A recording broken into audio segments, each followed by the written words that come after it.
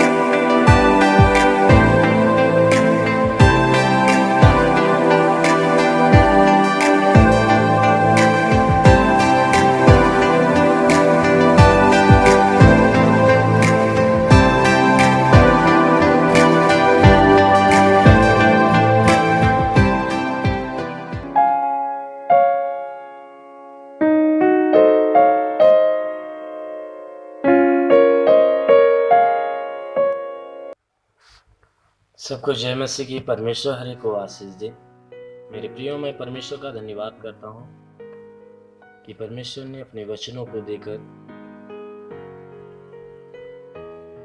हमें उत्साहित किया है कि मैं परमेश्वर के इस वचनों को मैं आपके बीच में शेयर कर सकूं और वचन के माध्यम से आपको समझाने पाऊं।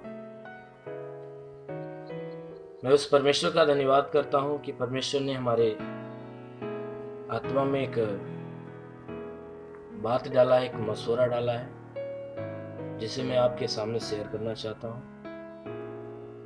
कि परमेश्वर की जो वचनें हैं मैं क्रमशः मैं आपके बीच में शेयर करना चाहता हूं हर दिन एक सीरियल वाइज।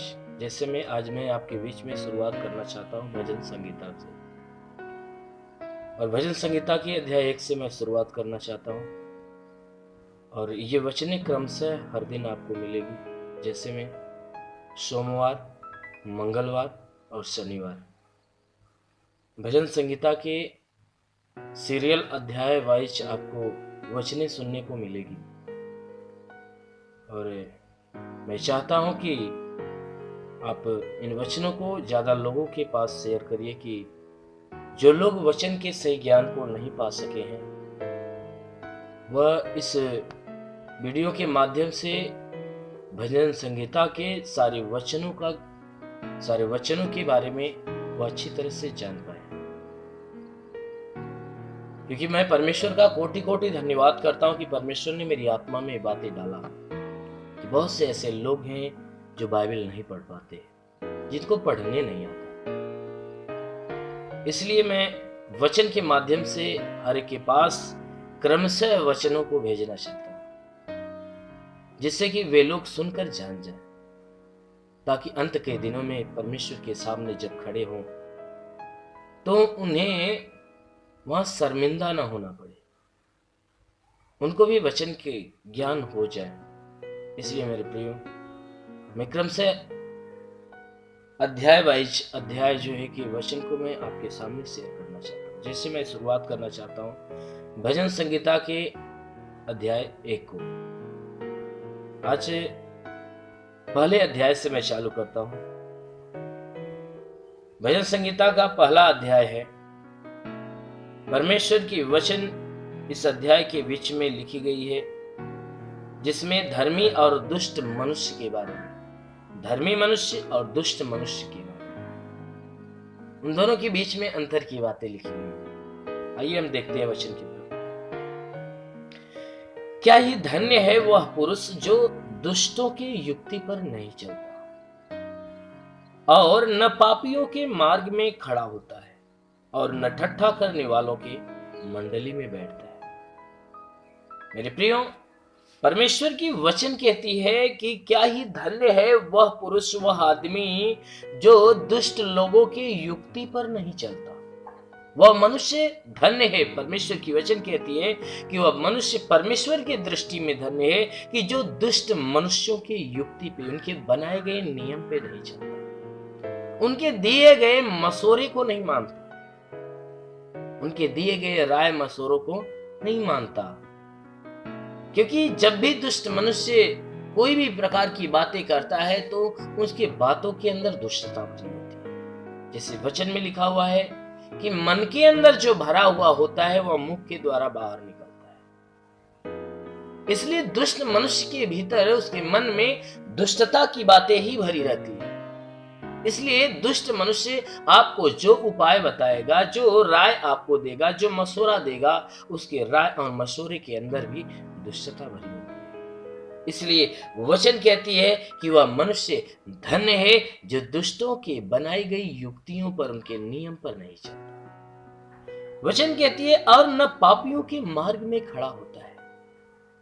वह मनुष्य धन्य है जो पापियों के मार्ग में खड़ा नहीं होता। पापियों के मार्ग का मतलब पापी जिन मार्गों पे चलते हैं, क्योंकि पापियों का काम है पाप करना, और वह पाप किसी भी प्रकार का, चोरी का हो, झूठ का हो, भले बुरे, दास्या, बेविचार का हो, किसी भी प्रकार का पाप, किसी भी प्रकार का पाप करने वाले पापी, वचन कहती है कि वह मनुष्य धन्य है जो पापियों के मार्ग पे नहीं चलता, मार्गों में नहीं खड़ा होता। क्योंकि यदि पापी लोग मान लीजिए चोरी का काम कर रहे हैं, तो वचन कहती है कि वह मनुष्य धन्य है जो चोरी करने वाले मनुष्य के बीच में, उनके कामों में शामिल नहीं होता। झूठ बोलने वाला जो मनुष्य है उसके झूठ वाले कामों में शामिल नहीं होता।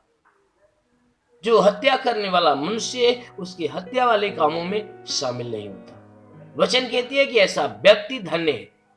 वचन में लिखा हुआ है कि वह मनुष्य धन्य है जो पापियों के मार्ग में खड़ा नहीं होता और न ठट्ठा करने वालों की मंडली में बैठता है। जितने भी ठट्ठा करने वाले लोग हैं, वह वचन कह रही है कि वह मनुष्य धन्य है जो ठट्ठा करने वालों के मंडली में बैठता नहीं है। जैसे में गलियों में, चौराहों पे, सड़कों पे, बाजारों में कुछ ऐसे लोग होते हैं जो जिनका काम है ठट्ठेबाजी करना।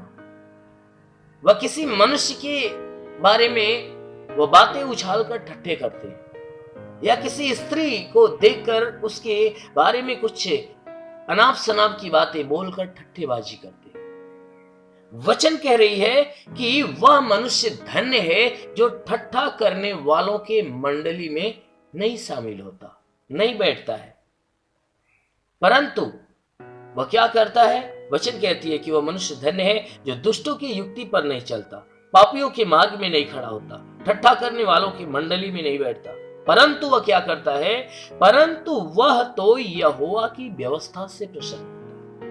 वचन कहती है बल्कि ऐसा मनुष्य परमेश्वर की व्यवस्था से प्रसन्न होता है और उसकी व्यवस्था पर रात दिन ध्यान करता है।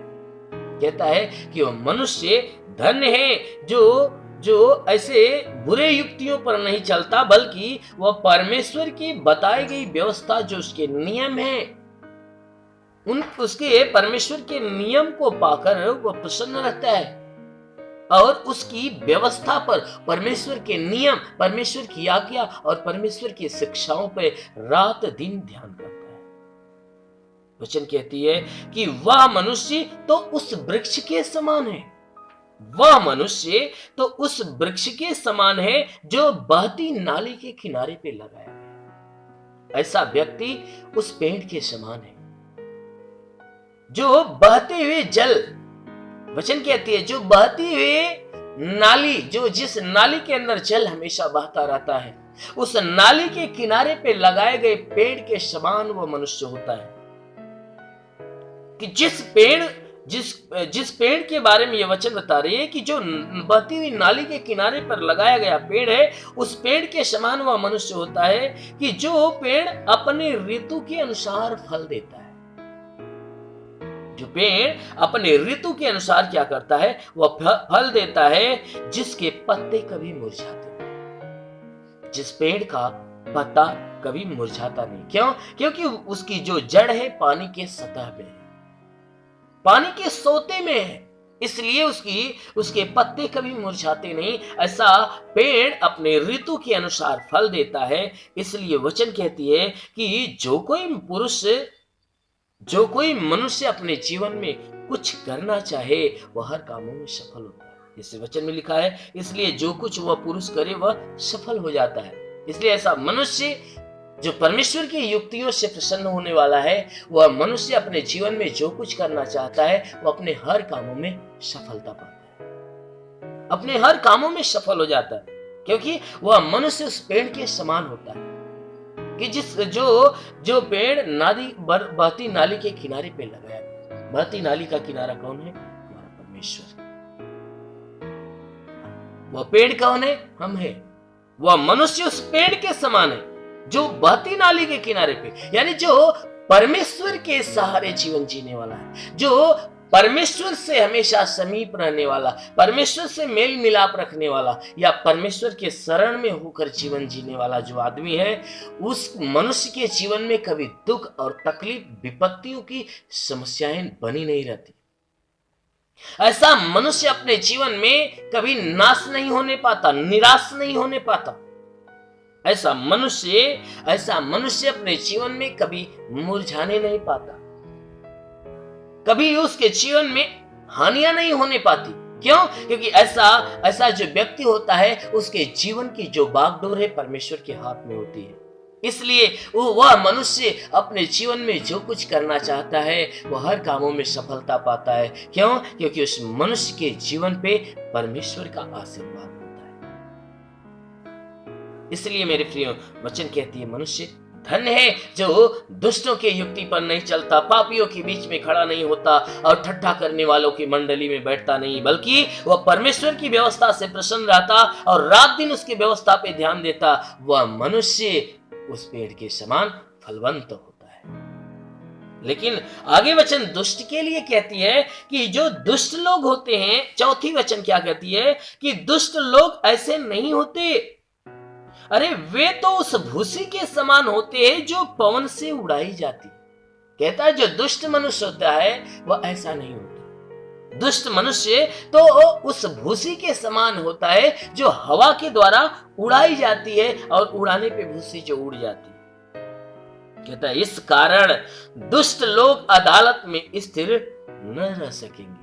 दुष्ट लोग परमेश्वर के न्याय के सामने, वह न्याय के सिंहासन के सामने खड़े नहीं रहने पाएंगे, वह स्थिर नहीं रहने पाएंगे और न पापी धर्मियों के मंडली में ठहरेंगे। न पापी लोग, धर्मी लोग जहां पर इकट्ठे किए जाएंगे उनके मंडली में वह स्थिर नहीं रहने पाएंगे, खड़े नहीं होने पाएंगे। क्यों? क्योंकि पापियों के लिए वह मंडली नहीं बल्कि धर्मियों के लिए होती है। इसलिए वचन कहती है जब परमेश्वर की अदालत यानी परमेश्वर का न्याय जब चालू होगा तो उस न्याय के सामने वह जो दुष्ट होगा वह स्थिर नहीं रहने पाएगा, क्योंकि दुष्ट के लिए एक ही जगह है, वह कौन सा? नरक। वह अनंत काल की आग है। जैसे भूसी का कोई काम नहीं होता, बस वह क्या किस काम में आती है? वह आग में जलाने के काम आती है। ठीक उसी प्रकार जो दुष्ट जन है वह किसी काम के नहीं होते, सिर्फ वो नरक की आग में डालने के लायक होते। इसलिए वचन कहती है कि जब अदालत का समय आएगा तो दुष्ट लोग अदालत में स्थिर नहीं रहने पाएंगे और न पापी लोग धर्मियों के मंडली में ठहरने पाएंगे, वहां रुकने नहीं पाएंगे। क्यों? क्योंकि यहोवा धर्मियों का मार्ग जानता है, क्योंकि परमेश्वर जितने धर्मी जन हैं उनके मार्गों को जानता है कि धर्मियों का मार्ग कहां है? स्वर्ग है। धर्मी कहां जाने वाले हैं? स्वर्ग में जाने वाले हैं। लेकिन वचन कहती है परंतु दुष्टों का मार्ग तो नष्ट हो जाएगा। परंतु जितने दुष्ट लोग हैं उनका मार्ग नष्ट हो जाएगा, उन्हें एक ही जगह मिलेगा। कौन? घोर नरक मिलेगा। इसलिए वचन कहती है कि तुम परमेश्वर की दृष्टि में धन्य बनो, तुम परमेश्वर की दृष्टि में धन्य बनो, उसकी व्यवस्था में प्रसन्न हो जाओ, उसकी व्यवस्था पे चलने में प्रसन्न हो जाओ, उस परमेश्वर की स्मरण करने में प्रसन्न रहो, क्योंकि दुष्टों का परमेश्वर के सामने कोई मूल्य नहीं, कोई मूल्य है ही नहीं। वह उस भूसी के समान है जो हवा से उड़ा दी जाती और बटोर कर उस आग में झोंक दी जाती। ऐसे मनुष्य जो दुष्ट हैं उनकी ये दशा है। मेरे प्रियो, आगे दूसरा अध्याय क्या कहता है? हम दूसरे अध्याय की तरफ अब चलेंगे। दूसरा अध्याय कहता है कि जाति जाति के लोग हुल्लड़ क्यों मचाते? जाति जाति के लोग हुल्लड़ क्यों मचाते और देश देश के लोग व्यर्थ बातें क्यों सोच रहे हैं? वचन कहती है कि जो अनेक जाति जाति के लोग हैं वह जो कि हुल्लड़ क्यों मचाते और देश देश के लोग व्यर्थ बातें क्यों सोच रहे हैं? देश देश के लोग क्यों खोखली बात और फुसफुसाने की बात करते हैं? वचन कहती है कि ऐसा क्यों कहते हैं? यहोवा और उसके अभिषिक्त के विरुद्ध पृथ्वी के राजा मिलकर और हाकिम आपस में सम्मति करके कहते हैं। वचन कहती है कि जो धरती का राजा है यहोवा और उसके अभिषिक्त जन यानी यहोवा यानी परमेश्वर और मसीह के बारे में यह वचन बता रही है। जो यीशु मसीह हमारे बीच में आया आज के 2000 साल पहले, जो हमारे बीच में आया, उसके विषय में ये वचन जो है कि बता रही है कि यहोवा और उसके अभिषिक्त के विरुद्ध पृथ्वी के राजा मिलकर और हाकिम आपस में सम्मति करके कहते हैं। जो धरती के राजा हैं, इस संसार के जो दृष्टि में जो राजा है, परमेश्वर और परमेश्वर के अभिषेक अर्थात हमारा मसीह, उसके खिलाफ खड़े होकर वह बड़े बड़े अधिकारी मिलकर क्या करते हैं? परमेश्वर और मसीह के का विरोध करते हैं। और विरोध करके वे आपस में क्या बातें करते हैं? वे आपस में कहते हैं कि आओ हम उनके बंधन तोड़ डालें और उनकी रस्सियों को अपने ऊपर से उतार डालें। अर्थात वे कहते हैं कि आओ हम उनकी लगाई जंजीरें तोड़ दें और उनकी रस्सियां काट फेंकें। यानी परमेश्वर के जो नियम, परमेश्वर की जो व्यवस्थाओं के अनुसार जो यीशु मसीह संसार में आया और उसने एक नियम बांधा, एक व्यवस्थावादी, और उसके तहत जो है कि यहाँ पे आया और परमेश्वर के राज्य का सुसमाचार का काम किया। तो जितने परमेश्वर और मसीह के विरुद्ध जितने जो इस पृथ्वी के राजा उठ खड़े हुए, वे क्या सोचे कि भाई आओ हम क्या करते हैं कि जो मसीह यहाँ संसार में आया, जो क्या कर रहा है? एक नियम लोगों के बीच में, एक नियम, एक बंधन दे रहा है कि भाई तुम बुराई को छोड़ो, भलाई के मार्ग पर चलो, परमेश्वर की आज्ञाओं, परमेश्वर की शिक्षाओं को सुनो, ग्रहण करो, मानो।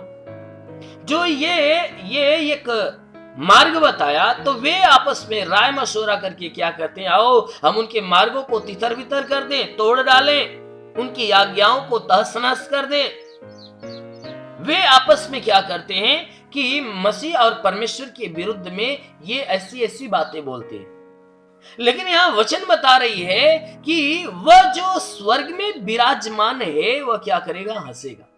ऐसी बातें यानी जब यीशु मसीह नहीं आया था उसके पहले की ये भजन संगीता की अध्याय 2 वचन कह रही है कि जब वह मसीह संसार में आएगा और ऐसी आज्ञाएं, ऐसा नियम, ऐसी व्यवस्था लोगों को बताएगा, तो जो संसार के राजा हैं वे क्या करेंगे, आपस में मशवरा करेंगे, बात करेंगे कि भाई हम ऐसा कर देते हैं। लेकिन वे नहीं जानते कि उस समय क्या होगा कि स्वर्ग में जो विराजमान परमेश्वर है वह क्या करेगा, उनके युक्तियों को देखकर क्या करेगा, हंसेगा। और प्रभु वो क्या करेगा, उनकी युक्तियों को देखने के बाद प्रभु उनको ठट्ठों में उड़ाएगा। स्वर्ग में जो विराजमान परमेश्वर क्या करेगा, ऐसे लोगों के ऊपर हंसेगा और ऐसे लोगों का मजाक उड़ाएगा। वह परमेश्वर उनके कामों का मजाक उड़ाएगा। तब आगे वचन कह रही है कि तब वह उनसे क्रोध में बातें करेगा और क्रोध में कहकर उन्हें घबरा देगा।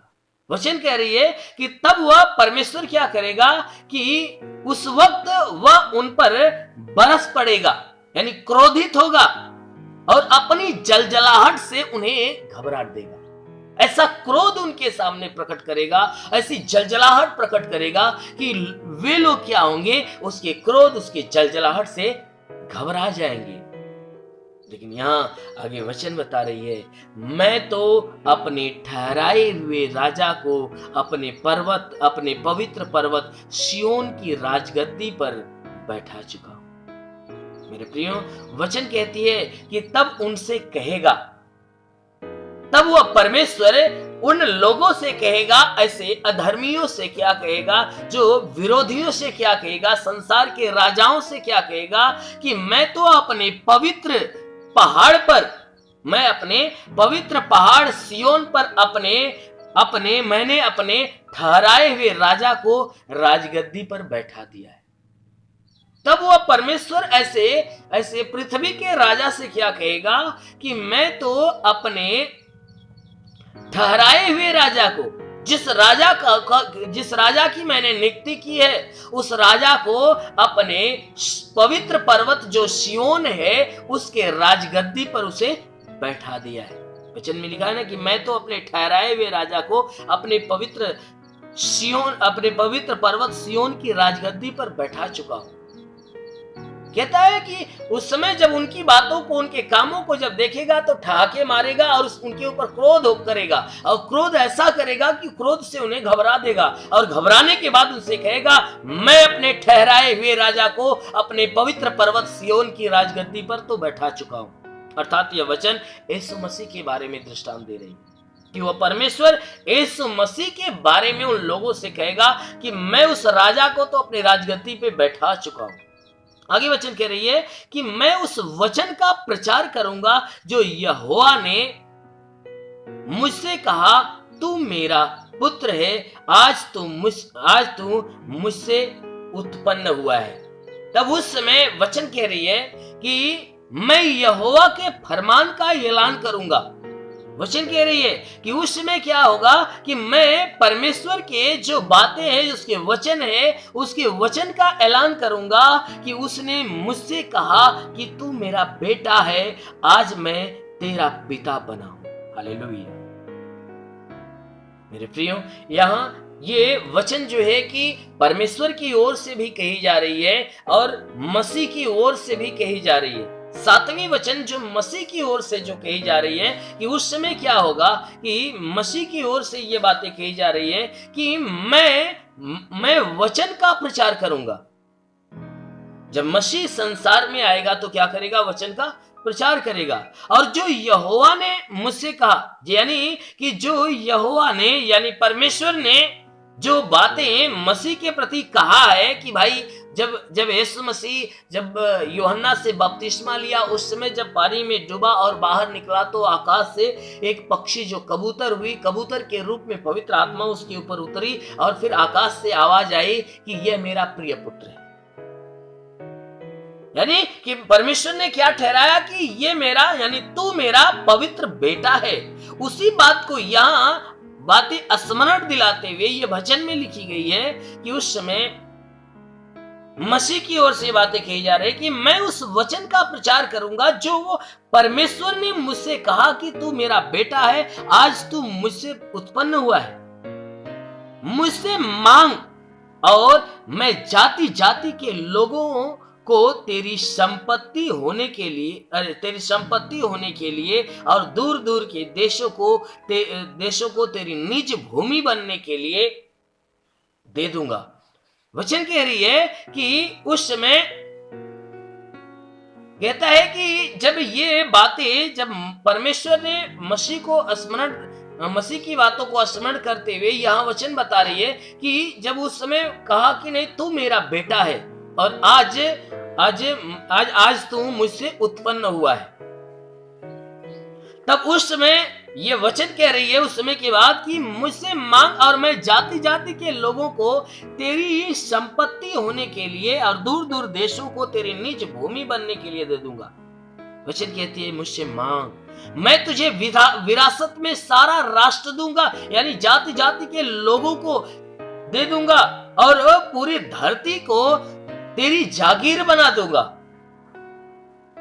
वो परमेश्वर कहता है, यानी मसीह से कह रहा है कि तुम मुझसे मांगेगा तो मैं जाति जाति के सारे लोगों को तेरी संपत्ति बना दूंगा और दूर दूर के जितने देश के लोग हैं सारी भूमि को मैं क्या करूंगा तुझे दे दूंगा। कहता है तू उन्हें लोहे के डंडे से टुकड़े टुकड़े करेगा, तू कुम्हार के बर्तन के समान उन्हें चकनाचूर करेगा।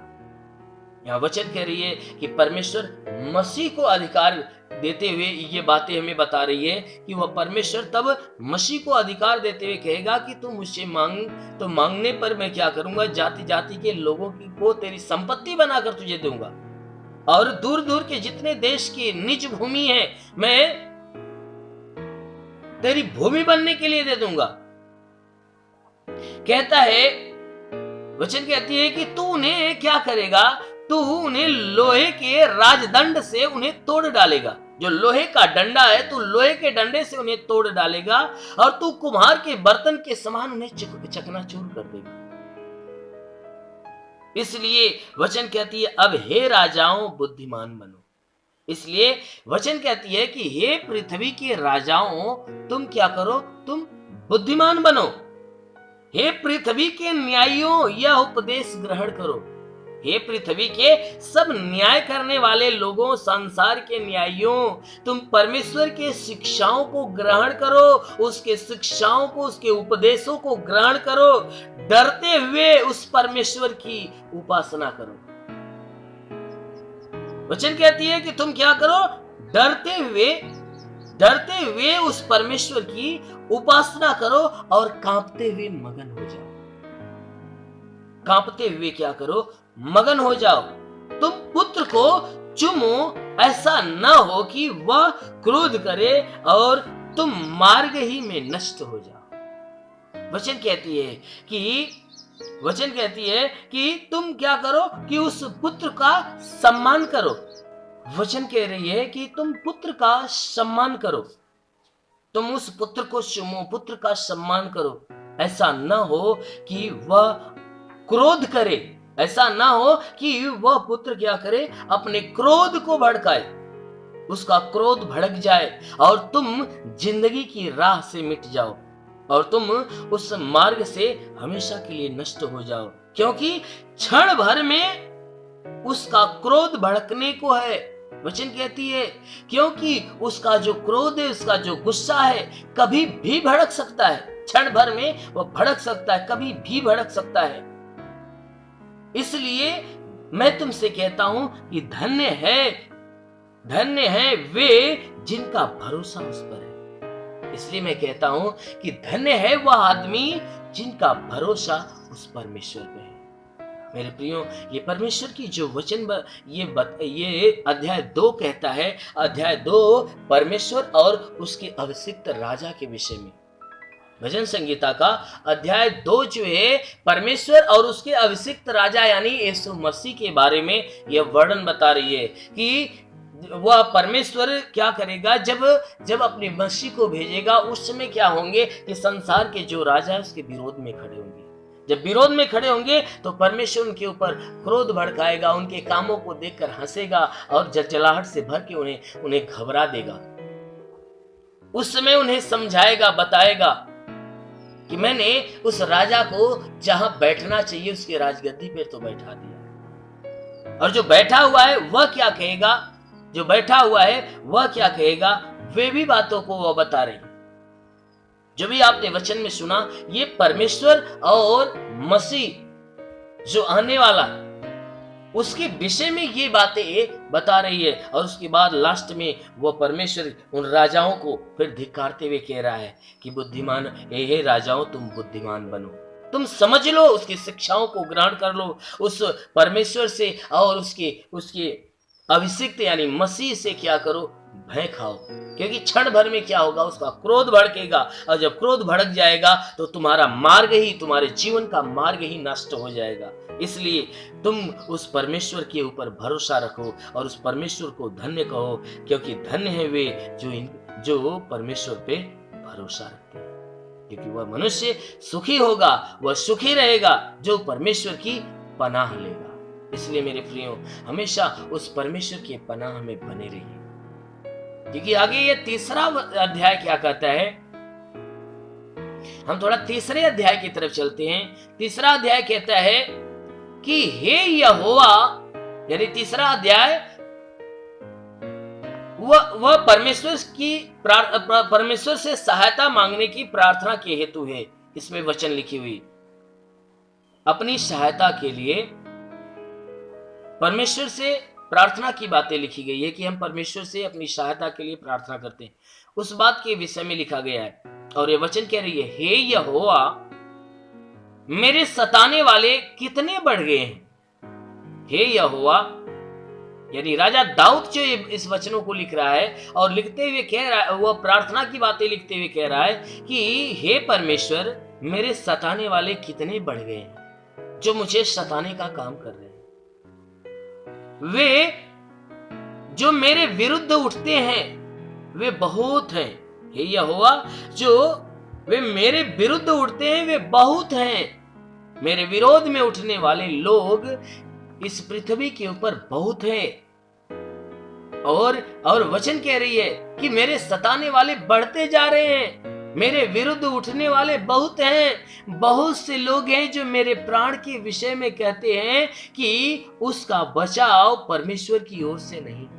हे यहोवा, बहुत से लोग हैं जो मेरे विषय में कहते हैं, हे यहोवा, बहुत से लोग हैं जो मेरे प्राण के विषय में कहते हैं परमेश्वर उसे नहीं बचाएगा, हम उसके ऊपर घात करेंगे, मारेंगे या कुछ भी करेंगे, उसे सताएंगे तो उसका परमेश्वर उसे बचा नहीं सकता। परंतु हे यहोवा, तू तो मेरे चारों ओर मेरी ढाल, तू तो मेरी चारों ओर मेरी ढाल है। तू मेरी महिमा और मेरे मस्तक का ऊंचा करने वाला है। कहता है, मगर हे यहोवा, तू मेरे चारों ओर मेरी एक ढाल है, तू मेरी शान है, तू ही मेरा सिर ऊंचा उठाता है, तू ही मेरे मस्तक को ऊंचा करता है, मेरे सिर को ऊंचा करने वाला तू परमेश्वर है। मैं ऊंचे शब्द से यहोवा को पुकारता हूं और वह अपने पवित्र पर्वत से मुझे उत्तर देगा। कहता है, हे यहोवा, मैं अपने परमेश्वर तुझे मैं ऊंचे शब्द से पुकारता हूं।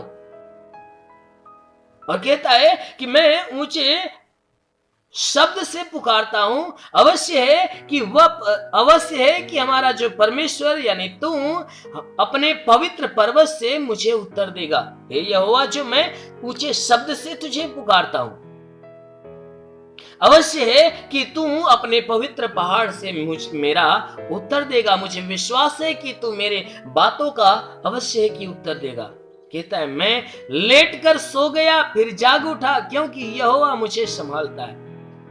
कहता है कि हे यहोवा, हे परमेश्वर, मैं बेफिक्र होकर लेट गया हूं या लेटूंगा, चैन से सोऊंगा और सही सलामत उठूंगा। क्यों? क्योंकि यहोवा हरदम मेरा साथ देता है। वचन कहती है कि हे यहोवा, मैं चैन से लौट जाऊंगा, चैन से सो जाऊंगा और फिर चैन से मैं जागूंगा। क्यों? क्योंकि तू मुझे संभालता है। मैं जानता हूं कि तू मुझे संभालता है। कहता है कि मैं उन 10,000 मनुष्यों से नहीं डरता जो मेरे विरुद्ध चारों ओर पाती बांधे खड़े। हे यहोवा, जितने मेरे सताने वाले मेरे विरोध में खड़े हैं, मैं उन 10,000 दुश्मनों से नहीं डरने वाला। चाहे लाखों लोग मेरे विरोध में पाती बनाकर क्यों न खड़े हो जाएं, तो भी मैं उनसे डरने वाला नहीं। कहता है उठ हे यहोवा, उठ हे मेरे परमेश्वर, मुझे बचा ले क्योंकि तूने मेरे सब शत्रुओं को के जबड़े पर मारा है। हे परमेश्वर, मुझे बचा। हे परमेश्वर, तू ये काम कर, सिय्योन पर्वत से उठ, मुझे बचा ले। तू मेरे सभी दुश्मनों के जबड़े पर मारा और उन दुष्टों के दांतों को तोड़ डाला। हे परमेश्वर, तूने क्या किया है? मेरे सभी शत्रुओं के जबड़ों पे मारा और उनके दांतों को तोड़ डाला है।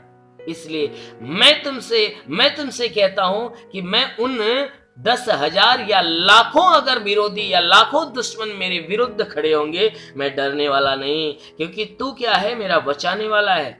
इसलिए हे परमेश्वर, तू उठ, हमें उन दुश्मनों से बचा, क्योंकि तूने मेरे सारे शत्रुओं को के जबड़े पर मारा और उनके दांतों को तोड़ डाला।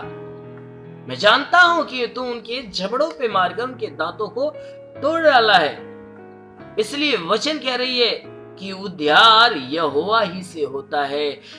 हे यहोवा, तेरी आशीष तेरी प्रजा पर हो। वचन कहती है कि हे यहोवा, व दाऊद कह रहा है कि हे परमेश्वर, उद्धार करने वाला तो यहोवा यानी परमेश्वर तू ही है। इसलिए तेरी आशीष तेरे प्रजा के लोगों पर हमेशा बनी रहती है। हे यहोवा, उद्धार तो तेरे द्वारा उत्पन्न होता है, तुझसे प्राप्त होता है। इसलिए जो तेरी आशीषें हैं हमेशा तेरी प्रजा के लोगों पर बनी रहती है। मेरे प्रियो, ये जो अध्याय 3 है, इसमें राजा दाऊद जो है विनती कर रहा है, प्रार्थना कर रहा है उस विरोधियों से यानी दुश्मनों से बचाव के लिए। कहता है कि परमेश्वर, तू मेरी मदद कर, मेरी रक्षा कर, क्योंकि मेरे विरोधी, मेरे विपरीत हमेशा उठ खड़े हो रहे हैं, मुझे सताने के लिए खड़े हो रहे हैं। लेकिन फिर भी मुझे विश्वास है कि तू मुझे क्या करेगा? बचा कर रखेगा, मेरे मस्तिष्क को तू ऊंचा रखेगा, मुझे मेरे सर को नीचा झुकने नहीं देगा। क्यों? क्योंकि मैं तेज आवाज में, ऊंचे शब्द में मैं तुझे जो पुकार रहा हूँ, अवश्य है कि तू उस पवित्र पर्वत से मुझे उत्तर देगा। हे प्रभु, मैं तुझ पे विश्वास करता हूँ, इसलिए मैं सो जाऊंगा, मैं चैन से सोऊंगा और चैन से उठूंगा। मुझे विश्वास है कि तू मुझे संभालता रहेगा, मुझे तकलीफें नहीं आने देगा, क्योंकि 10,000 भी मेरे विरोधी, मेरे दुश्मन मुझ पे गिरेंगे, चाहे लाखों गिरेंगे, मुझे कोई चिंता की बात नहीं, मुझे डर की बात नहीं है। मैं तुमसे कहता हूँ यहोवा, तू मुझे बचा कर रख। मैं जानता हूँ कि तू बचाने वाला है, फिर भी कहता हूँ तू मुझे बचा, उन शत्रुओं के जबड़ों को तोड़, उनके दांतों को तोड़ दे, क्योंकि उद्धार का काम तो तेरे तरफ से मिलता है, उद्धार तेरे ओर से मिलता है और तेरी आशीष तेरे प्रजा के लोगों के ऊपर हमेशा बनी रहती है।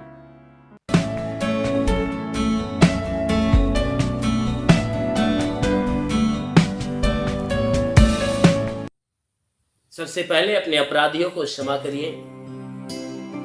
जिन जिन लोगों से तू मैं हुआ है, लड़ाई झगड़े हुए हैं, अनबन हुआ है, हर एक को क्षमा करिए।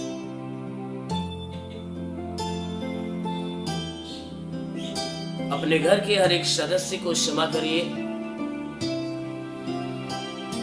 परिवार के हर एक सदस्य को, परिवार में जितने भी लोग हैं, हर एक को क्षमा करिए।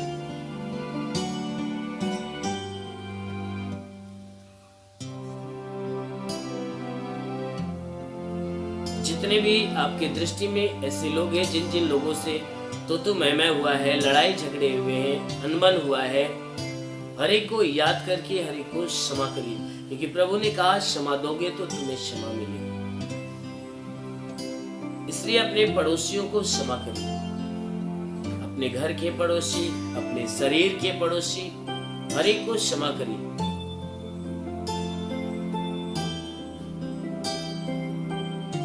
अपने मित्रों को क्षमा करिए, अपने नात रिश्तेदारों को क्षमा करिए।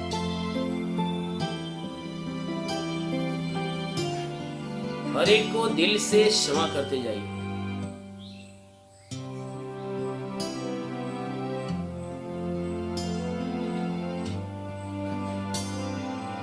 पूरे विश्वास से महसूस करके कि प्रभु आपके सामने खड़ा है और आप प्रभु से बातचीत कर रहे हो और प्रभु से कह कर कि हे प्रभु, भला मनुष्य है जिससे मेरा अनबन हुआ है, लड़ाई झगड़े हुए हैं,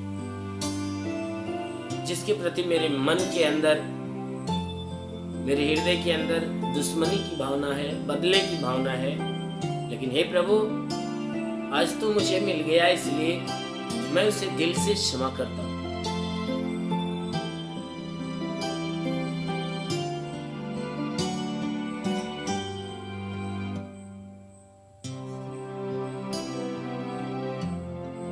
एक एक को क्षमा करते रहिए।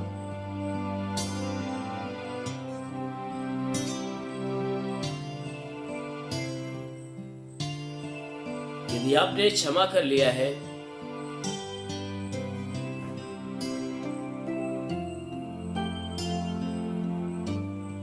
तो अपने पापों को याद करके प्रभु के सामने उसे स्वीकार करिए, कबूल करिए। मैं हर एक पापों का नाम बता रहा हूं। चोरी करना पाप है, झूठ बोलना पाप है, गाली देना पाप है, किसी को सताना पाप है, भला बुरा बोलना पाप है, दास्या रखना पाप है, हत्या करना पाप है, बुरे विचार करना पाप है, बेविचार करना पाप है, बुरी बुरी बातें कह के ठट्ठे मारना पाप है, बेविचार करना पाप है, लोभ लालच रखना पाप है, किसी को धोखा देना पाप है, किसी की चुगली करना पाप है, किसी को श्राप देना पाप है, किसी के ऊपर घात करना पाप है। यदि आपने अपने जीवन में सारे गुनाह किए तो प्रभु के सामने उसे स्वीकार करें।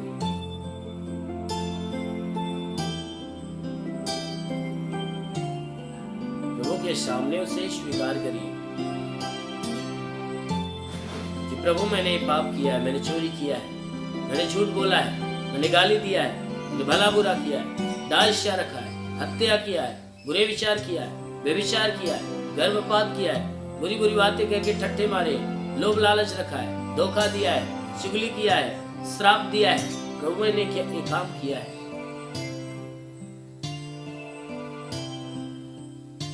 आज उन्हीं पापों का देन है कि मेरे जीवन में परेशानियां, मेरे शरीर में नाना प्रकार की बीमारियां हैं। आज मेरे पापों का देन है कि मेरे बच्चे पीड़ित परेशान हैं, मेरे घर में समस्याएं हैं, परिवार में समस्याएं हैं, परिवार में लड़ाई झगड़े हैं। मेरे पाप के कारण ऐसा हो रहा है। मेरे पाप का कारण है कि मेरी पत्नी बीमार है, मेरे पाप का कारण है कि मेरे पति बीमार है, मेरे जीवन में भारी समस्याएं हैं। मेरे पाप का कारण है मेरे रोजगार में हानियां हैं, मेरे नौकरी बिजनेस व्यापार के अंदर घटी हो रही है, बहुत मेहनत करता हूं, बचता नहीं है, मेरे पाप के कारण।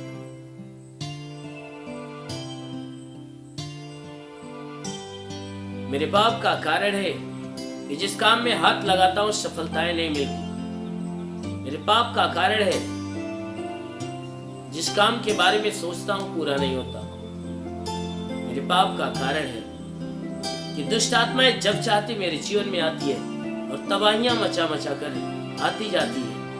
मैं स्वयं को बचाना चाहकर भी नहीं बचा पाता। क्योंकि मेरे पाप ने मेरे जीवन को बांध दिया है।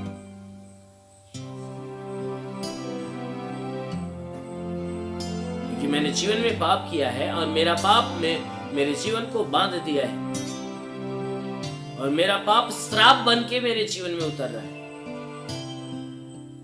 मेरे पाप का श्राप है कि नाना प्रकार की समस्याएं मेरे जीवन में आ रही है।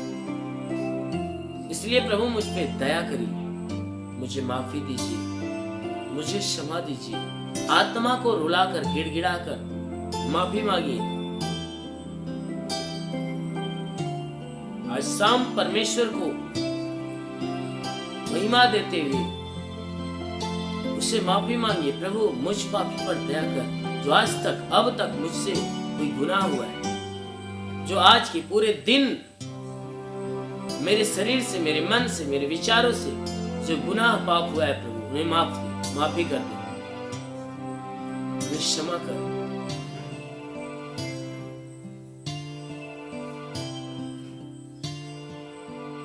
मुझ पापी पर दया कर प्रभु।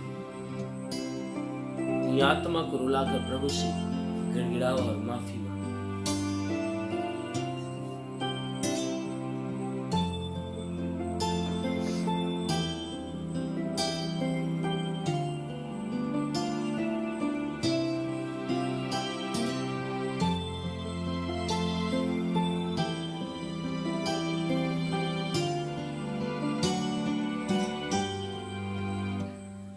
चलो मेरे साथ बोलेंगे, हे प्रभु, जैसे मैंने अपने अपराधियों को क्षमा किया है,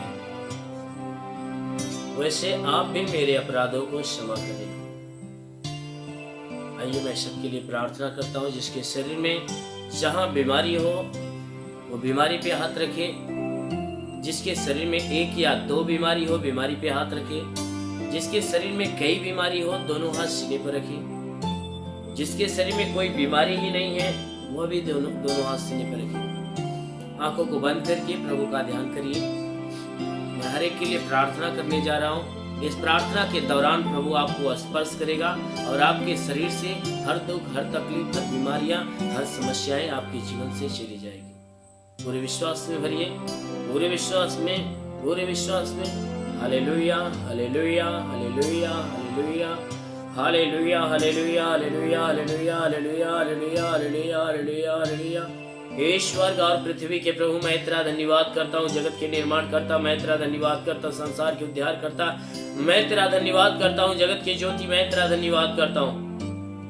हे परमेश्वर, तू अपने पवित्र सामर्थी बलवंत हाथों को नीचे बढ़ा, ताकि हे परमेश्वर हर एक के शरीर और आत्मा को तू स्पर्श कर। इनके शरीर में जो भी बाधा, बीमारी, बला, दुख, तकलीफ, रोग, दर्द, दुष्ट आत्मा निष्ठा के लिए नष्ट कर। क्योंकि परमेश्वर तू महान है, तू सर्वशक्तिमान दयालु पिता। हे परमेश्वर, अपनी दया दृष्टि हर एक के ऊपर बरसा, ताकि इनके शरीर के ऊपर, घर परिवार के ऊपर कोई प्रकार के तंत्र मंत्र, जादू टोना, कोई भी कारीगरी के बंधन है, यीशु के नाम से हर बंधन को यीशु के नाम से तोड़ते हैं। क्योंकि परमेश्वर तूने अधिकार दिया, कहा मैं तुझे सापों और बिच्छू के रौंदने का और शत्रु की सारी सामर्थ्य पे अधिकार देता हूं। किसी के द्वारा तुम्हें हानि नहीं होगी। मेरे प्रभु, तेरे दिए अधिकार के अनुसार मैं आदेश देता हूं कि यीशु के नाम से इनके जीवन के सारे बंधन टूटने पाए, हर दुष्ट आत्मा की हरकतों से छुटकारा मिले, हर प्रकार की बीमारियां इनके जीवन से नष्ट हो जाए।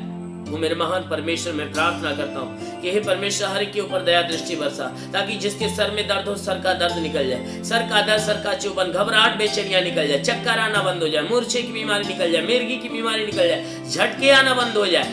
प्रभु यीशु के नाम से आंखों की बीमारी निकल जाए, आंखों में परमेश्वर नई दृष्टि दे।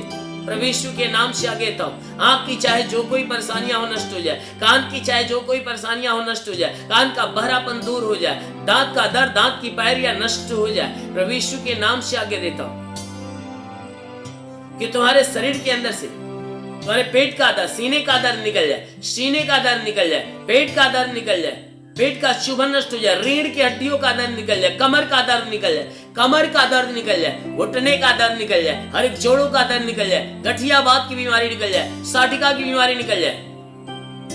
प्रभु यीशु के नाम से आगे कहता हूं, ब्लड प्रेशर, शुगर की बीमारी निकल जाए, ब्लड प्रेशर, शुगर की बीमारी निकल जाए, दमा की बीमारी, HIV की बीमारी, TB की बीमारी, कैंसर की बीमारी यीशु के नाम से निकल जाए। कितने भी पुरानी जख्म सूख जाए, फोड़े फुंसियां नष्ट हो जाए, प्रभु यीशु के नाम से आगे देता हूं फोड़े फुंसियां नष्ट हो जाए। प्रभु यीशु के नाम से आगे देता हूं जिसका लीवर काम नहीं करता चंगा हो जाए, जिसकी किडनी काम नहीं करती चंगी हो जाए। प्रभु यीशु के नाम से तुम्हारे शरीर के किसी भी भाग में सूजन है तो नष्ट हो जाए, गैस की बीमारी हो तो निकल जाए, तुम्हारे शरीर के अंदर से गैस की बीमारी निकल जाए। प्रभु यीशु के नाम से आगे देता हूं कि तुम्हारे शरीर के अंदर से अपेंडिक्स की बीमारी, हार्निया की बीमारी निकल जाए, फाइलेरिया की बीमारी निकल जाए, थायराइड की बीमारी निकल जाए। प्रभु यीशु के नाम से आगे देता हूं कि जिसका हाथ नहीं उठता उठने लगे, पैर नहीं चलता चलने लगे, लकवे का बीमार चंगा हो जाए। प्रभु यीशु के नाम से जिसका दिमाग काम नहीं करता काम करने लगे, प्रभु यीशु के नाम से ट्यूमर की बीमारी निकल जाए, बवासीर की बीमारी निकल जाए। तुम्हारे शरीर के किसी भी भाग में पथली है तो पथली नष्ट हो जाए, जुकाम खांसी बुखार निकल जाए, टाइफाइड मलेरिया नष्ट हो जाए, उल्टी दस्त की बीमारी निकल जाए, पेचिश पड़ना बंद हो जाए, किसी भी प्रकार का चर्म रोग निकल जाए, खाज खुजलियां नष्ट हो जाए, किसी भी प्रकार के दाग धब्बे निकल जाए, सफेद दाग पूरी तरह से नष्ट हो जाए। प्रभु यीशु के नाम से आगे देता हूं पीलिया स्टेनोफीलिया की बीमारी निकल जाए, लहू पानी की बीमारी नष्ट हो जाए। प्रभु यीशु के नाम से आगे देता हूं जिसके पास कोई संतान नहीं है, यीशु के नाम से उसके गर्भ में संतान की उत्पत्ति हो, उनके गर्भ पे कोई बंधन है तो यीशु के नाम से टूट जाए। हे परमेश्वर मैं प्रार्थना करता हूं कि स्वर्ग से अपनी आशीष से हर एक के ऊपर उतरने दे, स्वर्ग से अपनी आशीष से हर एक के ऊपर उतरने दे, ताकि हे परमेश्वर सब के सब तेरे आशीषों में पले बड़े चंगे हो जाए। मेरे महान परमेश्वर मैं प्रार्थना करता हूं हर एक के जीवन में, हर एक के घर में, हर एक के परिवार में आशीष दे, ताकि घर का भंडार सदैव भरा रहने पाए। हे परमेश्वर घर के अंदर किसी वस्तु की घटी ना हो, हर घटी को भर दे, हर एक रुके हुए अधूरे काम को पूरा कर। हे परमेश्वर इनके जीवन में जो भी समस्याएं खत्म हो जाए, इनके रोजी रोजगार काम धंधे बिजनेस व्यापार के ऊपर आशीष दे, उसमें बढ़ोतरी बरकत हो, घर में शांति परिवार में शांति दे। हे परमेश्वर मैं प्रार्थना करता हूं कि इनके जीवन में तू बहुतायत की आशीष दे, कि हे परमेश्वर जिनको नौकरी की तलाश है उन्हें नौकरी दे। हे परमेश्वर जिसके पास काम नहीं उसे काम देकर आशीष दे, जो गरीबी के श्राप में वो गरीबी के श्राप से छुटकारा पाए, जो कर्ज से दबा है उसका कर्जा अदा हो जाए। महान परमेश्वर मैं प्रार्थना करता हूँ पिता हर एक के जीवन में अद्भुत और अनोखा चमत्कार होने दे। हे परमेश्वर मैं प्रार्थना करता हूँ स्वर्ग से हे परमेश्वर स्वर्ग का भंडार खोल और हर एक के ऊपर अपनी आत्मा का अभिषेक होने दे, सब के सब आत्मा के द्वारा परिपूर्ण हो जाए, पवित्र आत्मा हर एक को छूले। ओ महान परमेश्वर मैं प्रार्थना करता हूँ हर एक को तेरा स्पर्श हो जाए। ओ राबा रांदा लाबा सेकेरे वासा खला रंदो सेकेरे वासी के ले दे। ओ राबा राबा राबा रांदा लाबा सेकेरे वासा खला रा। ओ शिकारा रा लाबा लाबा से रेंदे लो सोकोरंद वासा करंद लो वसे ले रे। महान परमेश्वर मैं प्रार्थना करता हूँ पिता हर एक के जीवन में तेरा अनुग्रह हो, तेरा स्पर्श होने पाए, हर एक को तेरी आशीषें, हर एक को तेरी आशीषें प्राप्त हो। जिनके जीवन में जो परेशानियां आज यीशु के नाम से चला जाए। हे परमेश्वर इनके घर से संबंधित, परिवार से संबंधित, जमीन से संबंधित, हे परमेश्वर कोई परेशानियां हो दूर हो जाए। मेरे महान परमेश्वर मैं प्रार्थना करता हूँ तेरा साथ हर एक के साथ हो, तेरा हाथ हर एक के सर पे बना रहे। मैं प्रार्थना करता हूँ प्रभु आज शाम की प्रार्थना हर एक के लिए करते पिता कि हे परमेश्वर इनके जीवन में जो भी दुख है, जो भी परेशानियां है, वह सारी परेशानियां दूर हो जाए। हे परमेश्वर इनके जीवन में कोई भी प्रकार की कठिनाइयां आने वाली हो तो यीशु मसीह तेरे नाम से नष्ट हो जाए। हर दुष्ट आत्मा है, हर दुष्ट आत्मा है, हर दुष्ट आत्मा जो इनके शरीर में, इनके घर में, इनके परिवार में, यीशु के नाम से आदेश देता हूं कि वह सारी गंदी आत्मा, सारी दुष्ट आत्मा इनका जीवन छोड़े और बाहर निकल जाए, इनका जीवन छोड़े और बाहर निकल जाए। मेरे महान परमेश्वर मैं प्रार्थना करता हूं तेरा साथ इनके साथ हो, तेरा हाथ इनके सर पे बना रहे, तेरा अनुग्रह और शांति इनके जीवन में प्रकट हो। मेरे महान प्रभु यीशु के नाम से तेरी आशीष और तेरी चंगाई, तेरी शांति हर एक के लिए मांगते हैं, आमेन। परमेश्वर हर एक को आशीष दे।